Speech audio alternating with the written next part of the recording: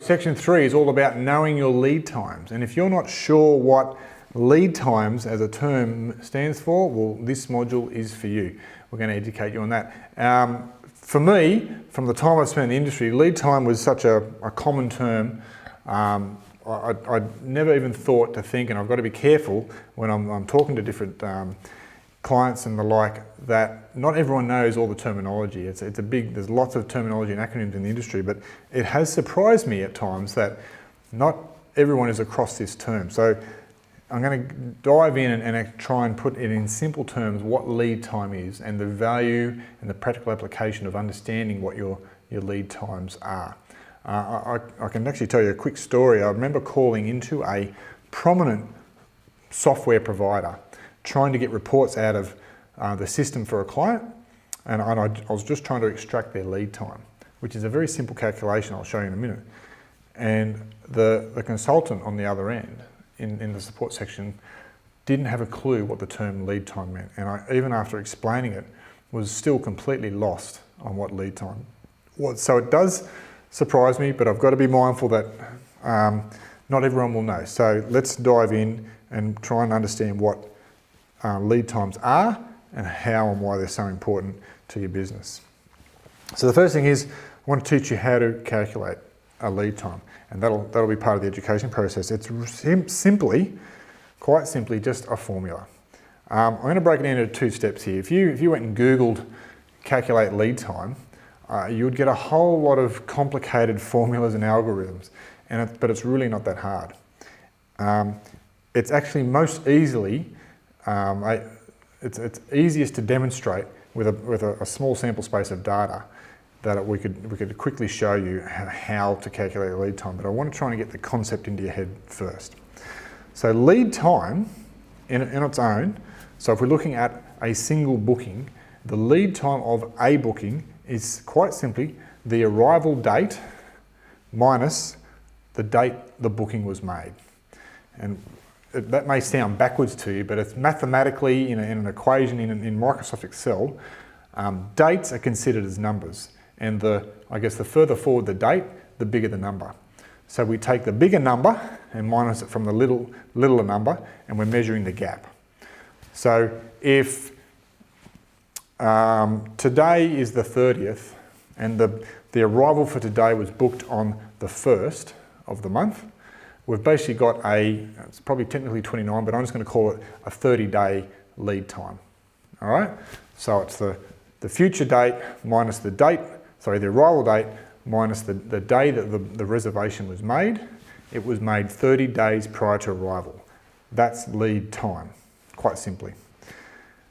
The next extrapolation of that is average lead time. So every individual booking has a lead time, and that doesn't necessarily tell us much on its own.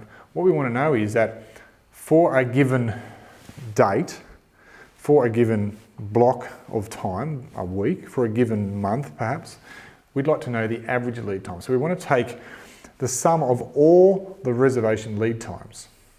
So if we had 600 reservations come in, we want to know the lead time for each of those individual reservations, and you've got 30 days and 5 days and 1 day and 80 days, all that sort of stuff. Add all them up and then literally divide it by the total number of reservations, 600, and that will give you your average lead time. So it's basically just taking an average of all the lead times of the individual bookings in a given period.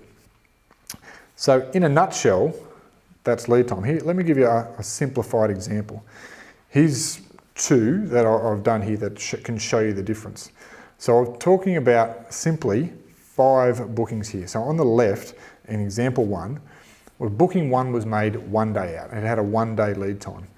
Then we had 2 bookings, number 2 and 3, that had a 2-day lead time. We had booking 4 had 3 days lead time, and booking 5 had 7-day lead time. The average of all those lead times was 3. So for that, let's just say that was a 5-room property, and for that given day, the average lead time for that day on the bookings we received was 3. So when it comes to that same time next year, we want to know that, well, you know what, on this date or on this period, the average lead time last year was 3. So we can expect most of our bookings to come around that 3-day mark. That's leading into some of the practical application. But on the right here, you've got another example, whereas you've just got one booking that actually has got a longer lead time. So all the numbers there are the same. You've got 1, 2, 2, 3, and instead of being 7, it's actually 32. All of a sudden your lead time becomes 8. So it gets skewed a bit, but it's still relevant. And the bigger the sample space, the less those numbers sort of get skewed. It's actually more and more reliable, the number. So with what I said earlier, the general principle of the earlier you can get business on the books, the better. And one way you can do that to influence, it'll actually influence longer lead times, is by putting out what we call an advanced purchase rate. Now, I'll talk about some yielding levers, and this is one of the levers you can use. Well, there's 2 levers you can use in this regard here, is that putting an advanced purchase rate out there is that I'm going to reward you for booking early. So you can actually put all these dynamics and metrics into your pricing in all the channels.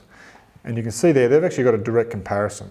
So you could be paying $780. If you booked 2 weeks out, it'd be $780. But if you book now, because it's so far out, it'd only be $702. But you see there, we've put a bit of a caveat on it. And this is why. So if you're going to be discounting at any stage, it's always like, to me, discounting is a negotiation. If I'm going to give you something, I want you to give me something back. So in this case, we've chosen to go, we're going to give you a significant discount, a $78, basically a 10% discount on the room. However, it's non-refundable, so you better be certain. And that's just like a non-flexible airfare. You get a cheaper airfare, but you can't change it. Bad luck. So it's common practice, and people are used to this. So, but that's the thing you got to do. You're not just going to be discounting all the time with no certainty of it's going to be there. You can't hold a room for someone for 6 months and then just outside your cancellation period, 2 or 3 days, whatever it is, they go, oh no, I don't want that anymore. You thought you had that business locked and loaded, but no, I don't want it anymore. Now all of a sudden you've got to rush and maybe discount to try and sell that room again instead of yielding it. So if you're going to be discounting to get that advanced base business, you want to be putting some parameters around it, and around your cancellation policies and terms and conditions is one method that you can do that. So that's a bit of a practical application of what you can be doing to influence your lead times and getting more business on the books earlier. Now this really comes down to, I guess, the concept of knowing your lead times and how to apply it. In saying that, you never actually sit down and individually look at a day and look at it this way. But through graphs and charts, we begin to interpret the data to give you a feel of where you're at when it comes to lead times, comparing them historically to what's happening this time around, this year. But the basic concept is this. So if we look at a period of time, so let's just say we looked at a month, and that for the month of May, that we established that last year, and historically for the last few years, we've had a 10-day average lead time for the month of May. So you could reliably expect a very similar pattern to occur. Now the measurement comes. So let's just say, so basically if you had a 10-day lead time, going forward, you could expect to receive half of your bookings before 10 days, and you could expect to receive the other the other half of the bookings inside 10 days, from 10 days to day of arrival.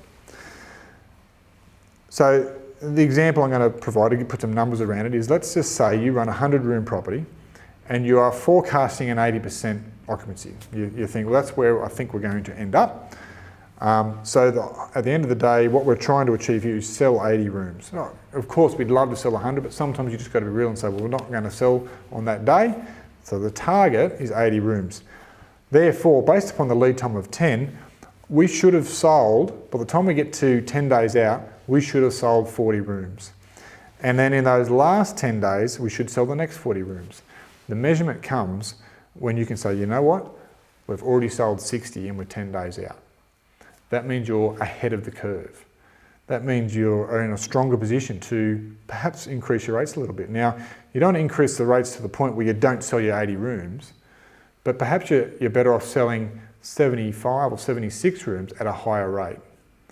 Or maybe you will still sell your 80 rooms, but at a higher rate. So it just starts to give you a bit of context and a bit of confidence around what you can do with your pricing. So knowing your lead times is really, really important. And grabbing your historical lead times, knowing them, and then beginning to apply them to the period you're in at the moment. So lead time conversations are really important when it comes to yielding your property.